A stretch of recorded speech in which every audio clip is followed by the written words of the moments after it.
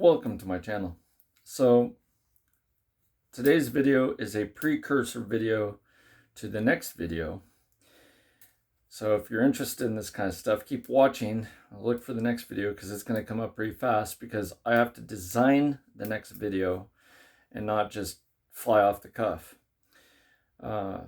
This has to do with the skills gap in America and tradesmen in America. And I happen to be a skilled tradesman in America. And this has to do with the value gap versus the available income for skills at levels that exceed most. I don't consider myself to be the highest quality technician or skilled tradesman available. There's always someone that's going to be better than I am. Yet I would like to know, to counterpoint Mike Rowe and to counterpoint the United States government, and to give a counterpoint to Ford and Chevy and all these companies that are all union-based. For those of us that are not union-based, skilled tradesmen, where does the money come from? Because being in the construction trades, the money is fixed for our income base. That means we're not union. We get set parameters by our bosses. And unless we become contractors ourselves or start our own businesses, then our fixed incomes don't change much. This means that there is no incentive to bring new skilled tradesmen into the field because we can't give them the economy of scale that a union does or that the government does. So when Mike Rowe or the United States government is looking for skilled tradesmen in the private sector to go into the public sector, the private sector doesn't produce enough income for the individual for them to tell their friends, hey, why don't you become a welder or a carpenter, or why don't you come work with me in concrete, or let's do some debris removal or painting or plumbing or electrical or whatever, regardless of the skilled trades. Because I've touched them all.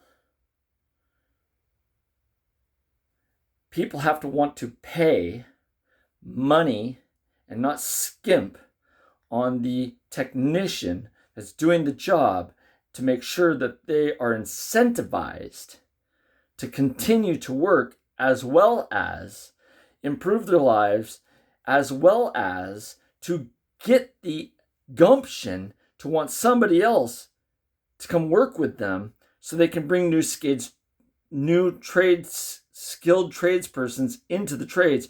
And without doing that, without getting the individual to incentivize their friends, you're not going to close that gap. There's a lot more of us in the private sector than there are in the union sectors or the governmental sectors that are in the skilled trades positions that you are not incentivizing because everybody wants to pay the lowest dollar amount for the maximum quality they can get, and they want to chimp out and skimp out on that last little tiny bit that makes it really worthwhile for the carpenter or the welder or the fabricator to want to come back and say, you know what, I want to do that again tomorrow. Because all of it is extremely hard work. It's all labor intensive. It's extremely dangerous. When we're talking about welding, fabricating, carpentry, we're talking about using high quality saws and low quality saws, and high quality hammers and low quality hammers, and everything in between. These are extremely dangerous jobs, and they're not for the faint of heart, and they're not for the unskilled or untrained.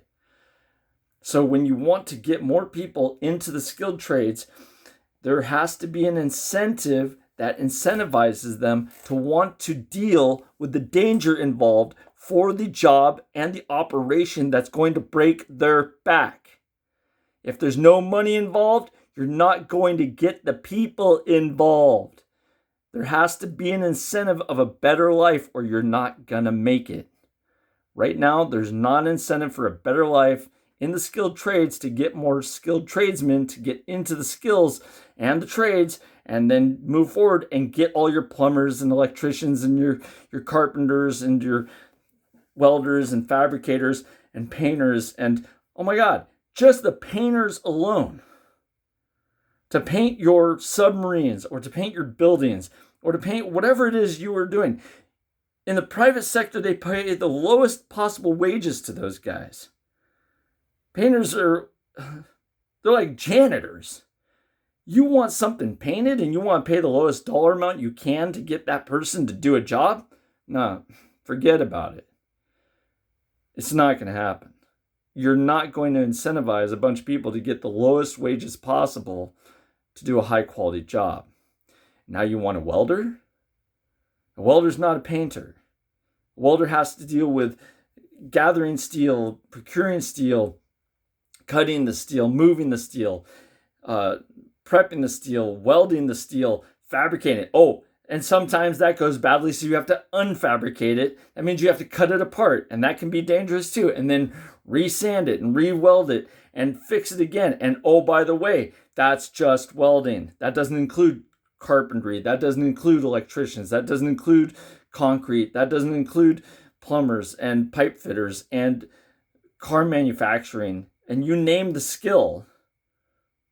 And you want those people to go to work in those fields, and you don't even want to pay them wages that are comparable to anybody else.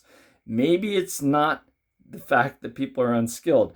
Maybe there is no incentive involved. That needs to be thought about before you guys continue to make this ridiculous idea that people are going to make hundreds of thousands of dollars to be painters and welders and carpenters.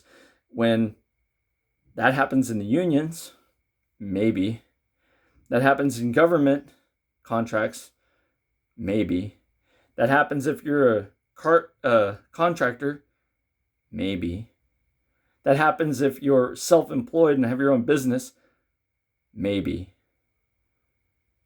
Where's the reality? The reality is you have to change the reason for the incentive for the person to want to do the thing you want them to do. In other words, you got to pay them, and you got to pay them a lot of money. And not skimp out on them. And not say, oh, well, we'll pay you next week for a burger that we're going to eat today. So we need to get past that mentality. You need to pay them and pay them well. And, oh, by the way, here's another concept. Why don't you stop taxing the people that are making all the stuff? They can't afford it. You're taxing the people that make your world work. Take the taxes away. You take the taxes away, maybe they might have a chance. They might have a chance to maybe buy a new truck or buy a new car, buy new tools. Or they have to go rely on somebody else because you're taxing them into oblivion. The poor, the people that are actually creating your world, your living spaces, the buildings that we have and the pens that we have and the shirts that we make, the poor are being taxed into oblivion. Maybe you should take the taxes away. Remove the negative incentive to keep working. Give them a positive incentive to work. Hey, maybe they really like building shirts and pens and, buildings and stuff. And maybe they want to do it for a good wage with low taxation. Maybe you want to think about starting there. Because guess what? Being taxed into oblivion isn't getting your job done. So take away the barriers to entry, take away the taxes, take away the negative incentive of not paying much money, and maybe they'll just come flock to you and they'll get back to work. But in the meantime, nobody's breaking their back so you can make more money so they can have a broken back. Think about it. You have comments on it? Leave them in the comments section below. If you have something you want to say about something like this, post your own video. Maybe then people will start talking. In the meantime, think about it.